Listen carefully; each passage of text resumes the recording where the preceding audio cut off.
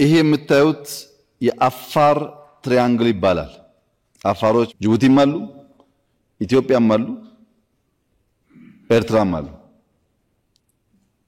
በዲሞግራፊ ካያችሁት 1.5 ሚሊዮን አፋር በመስመር ቀይ ባህርን እንዲያያይ ተደርጎ ይኖራሉ። በስመ አፋርማ እንዳታድርገው ካላችሁኝ ደግሞ እስከ ዛሬ ድረስ የዛሬ ዓመት ገደማ ድረስ አፋሮች በየሆነ ጊዜ ሱልጣን ሲመርጡ የኤርትራ አፋሮች በውክልና መተው የጅቡቲ አፋሮች በውክልና መተው ትራዲሽናል መሪያቸው የሚመረጠው እዚህ አሳይታም።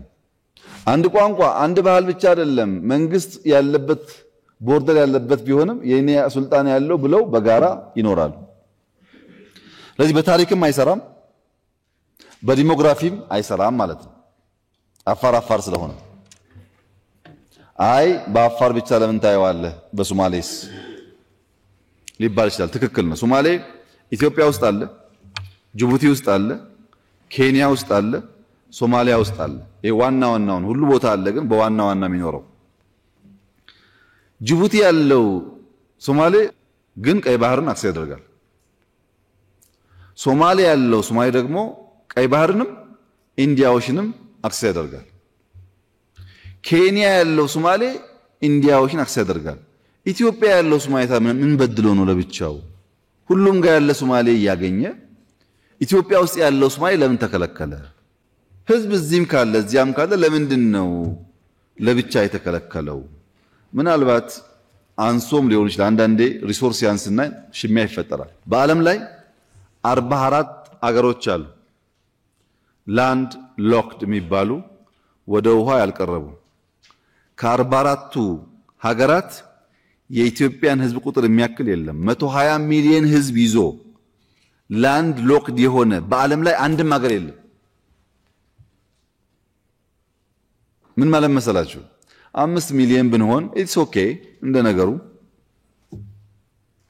10 ሚሊዮን ቢሆን ኢትስ ኦኬ እንደ ነገሩ፣ 120 ሆነን ዝም ብለን ብንቆይ ችግር የለውም። ግን 150 መጣው እያለን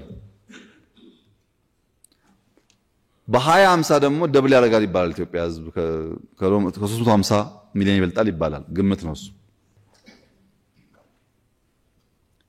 እየበዛ የሚሄድ ትሬንድ ግን ይታያል። ወደ አፍሪካ ስናመጣው አፍሪካ ውስጥ 17 ሀገራት ላንድ ሎክድ ናቸው። ከ17ቱ ሁሉ ተደምረው 1/3ኛው ፖፑሌሽን ኢትዮጵያ ውስጥ ነው ያለው። ደግሞ አፍሪካን ክፈሏት እንደዚህ ሁለት ቦታ። በዚህ በኩል ያለው አፍሪካ 21 ሀገር ነው። በደንብ ተመልከቱ። ይሄ ሀገር ይታያችኋል። መጥቶ በቀጭኑ አለው። ይሄ ዲአርሲ ነው። መጥቶ በቀጭኑ አለው። ይሄ ያለው አይደለም። እቺ ሳት ሀገር ናት። እቺ የምታዩት ዋናው መሰረት አክሰስ ስለሆነ ይሄ ሀገር ነው። ይሄ ሀገር ነው። እዚህ ጋር ይታያችኋል። ትናንሽ ቀጫጭን መንገዶች ሀገሮች ናቸው። እዚህ ጋርም ተመልከቱ። 21 ሀገራት ዋናው ፎከሳቸው በተቻለ መጠን በትናንሽ ቦታም ብትሆን አክሰስ ማድረግ ነው። በዚህ በኩልስ 7 ሀገር ብቻ ነው ያለው። በዚህ 21 አለ፣ በዚህ 7 አለ። ለምሳሌ አንዳንድ ሰው አጥር ድንበር ይዞ ወደ ድንበር ያትሻገር እዚህ ጋር እርሻ አለኝ እዚህ ጋር ምናምን አለኝ ሊከራከር ይችላል። በጣም ፕሌንቲ ሪሶርስ ነው። ለሁሉ ይበቃል። ጥቅም ላይ የዋለ አይደለም። እኛ ቁጥራችን እያደገ ነው። በዚህ ምክንያት እንፈራለን። ፍራቻው ምን አመጣው ያላችሁ እንደሆነ ቅድም እንዳልኳችሁ ነው። ይሄ ለኢትዮጵያ የኤግዚስተንስ ጉዳይ ነው፣ ቅብጠት አይደለም። ወይ ሊዝ ማድረግ ካልቻል ወይ ኢንቨስት ማድረግ ካልቻል ጅቡቲ ላይ እንደምታውቁት ቻይና ኢንቨስት አድርጋለች። በርበራ ላይ ዩኤኢ ኢንቨስት አድርጋለች። ሞቃዲሾ ላይ አሁን ተርኪ ኢንቨስት ያደረገች።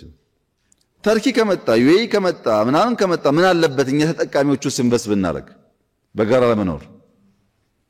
አይ ስጋት አለብን። ኦኬ ስጋት ከሆነ ገርድ በአፍሪካ አንደኛው ዳም ነው፣ እያለቀ ነው ያለው። እኛ አሰብ ላይ ኢንቨስት እናርግ ወይም ዘይላ ኢንቨስት እናርግ ወይም አዶሊስ ኢንቨስት እናርግ። ቦታ ምርጫ ብዙ ችግር የለብንም። እናንተ ደግሞ ከገርድ 30% 20% ሼር ውሰዱ። እኛ ሽጡን ብቻ አላለም፣ ከኛም ውሰዱ። ግን ያስፈልገናል።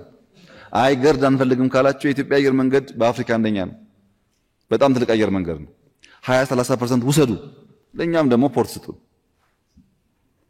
አየር መንገድ አያስፈልገንም ካላችሁ ኢትዮ ቴሌኮም በአፍሪካው ትልቁ የሚባል ቴሌኮም ነው። 70 ሚሊዮን ሰብስክራይበር አለው። ሼር ውሰዱ። ያው ዓለም እየገዛል መጥቶ እኛ ደግሞ እናደርግ። እንደዚህ ከሆነ ግን አይሆንም። በህዳሴ ጉዳይ በተከዜ ጉዳይ የተወያየን በቀይ ባህር ጉዳይ አነጋገርም ካላችሁ አይሆንም።